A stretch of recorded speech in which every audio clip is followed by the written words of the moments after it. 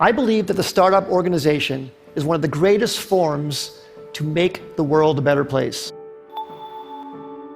The metaphor that I frequently use for entrepreneurship is jumping off a cliff and assembling an airplane on the way down. Basically what you're doing when you build a company is you're building an engine. One of the biggest advantages that startups have is execution speed. And you have to have this relentless operating rhythm.